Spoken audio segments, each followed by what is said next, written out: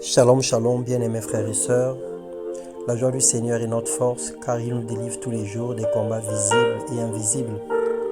Nous bénissons son nom une fois de plus encore pour l'œuvre qu'il a bâtie à l'intérieur de chacun. Ce matin, nous partageons la parole de Dieu sous le thème « Combattre le bon combat et vivre en vainqueur ». Dans Sophonie, le chapitre 3, le verset 17, il est écrit « L'Éternel, ton Dieu, est au milieu de toi comme un héros qui sauve. Il fera de toi sa plus grande joie. Il gardera le silence dans son amour. Il aura pour toi des transports d'allégresse. » Notre combat bien-aimé n'est pas pour la victoire, car nous l'avons déjà en Jésus-Christ. Quelqu'un dira, si tel est le cas, alors pourquoi se battre? Dans Jude, le chapitre 1, le verset 3, il est écrit « Bien-aimés, comme je désirais vivement vous écrire au sujet de notre salut commun, je me suis senti obligé de le faire afin de vous exhorter à combattre pour la foi qui était transmise aux saints une fois pour toutes. » Alors, en voici une des raisons pour lesquelles nous devons combattre. Nous ne combattons pas pour la victoire, mais nous combattons dans la victoire. Et nous n'avons pas besoin de combattre pour avoir la victoire parce que nous l'avons déjà.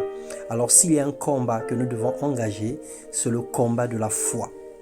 Il est important que chacun suspend pour un instant toute activité, toute distraction pour se tenir devant Dieu et se poser des questions sur sa raison d'existence ici-bas. Fais une pause mon frère, fais une pause ma sœur et pose-toi la question, quelle est la raison de ton existence? Pourquoi Dieu t'aurait créé? Le culte est d'abord personnel avant d'être collectif. La vie chrétienne est une relation entre Jésus et chacun. Ta mission n'est pas collective. Exerce-toi au combat pour remplir ta part de contrat et respecte l'ordre de mission que Dieu te donne. Parce que lorsque tu es venu sur terre, le Seigneur a sûrement donné un ordre de mission, une ligne de conduite et une fiche suivant laquelle tu dois marcher. Dans 1 Timothée, le chapitre 6, le verset 17, il est écrit « Combat le bon combat de la foi, saisis la vie éternelle à laquelle tu as été appelé et pour laquelle tu as fait une belle confession en présence d'un grand nombre de témoins. » Les choses ne seront plus les mêmes. La vie n'aura plus le sens que nous avons connu il y a 2 ou 3 ans. Alors aujourd'hui, nous devons nous adapter aux circonstances actuelles et nous devons combattre le bon combat de la foi. Comme le prophète, comme le sacrificateur, comme le prophète Élie, dans 1 Roi 17, le verset 2 à 3, la parole de l'Éternel fit adresser à Élie en ces mots, « Pars d'ici, dirige-toi vers l'Orient et cache-toi près du torrent de Kérit, qui est en face du Jourdain. » Élie, après une démonstration de puissance, s'est vu être poursuivi. L'Éternel lui a ordonné de se cacher.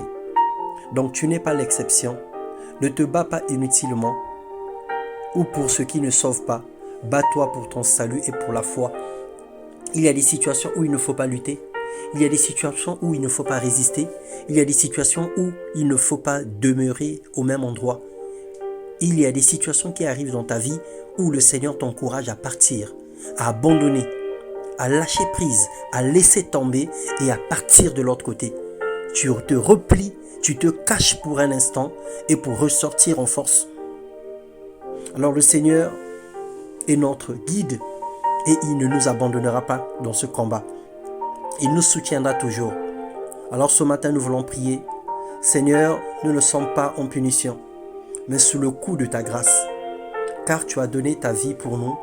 Tu veux nous montrer ton amour au travers des événements actuels.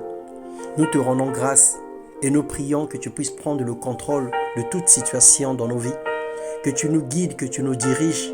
Nous prions Seigneur que dans nos épreuves, que dans nos combats, que nous sortions vainqueurs, que nous demeurions fermes et inébranlables parce que tu as tout accompli à la croix de Golgotha. Laisse que tout l'honneur, la gloire te reviennent. Soutiens notre foi.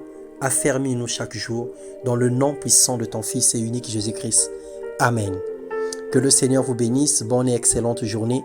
Que la paix du Seigneur et la grâce soient votre partage. Que tout ce que vous allez faire puisse connaître une réussite. Que tout le où fera la plante de vos pieds, que Christ vous le donne en possession. Et que toute arme de l'ennemi forgée contre vous soit annulée sans effet. Tout mauvais sort dressé contre vous tombe sous le pouvoir du Saint-Esprit. Tout beuvrage mortel, tout empoisonnement contre vos vies soit anéanti dans le nom puissant de Jésus-Christ. Recevez la paix, recevez la grâce dans le nom de Jésus. Amen, amen.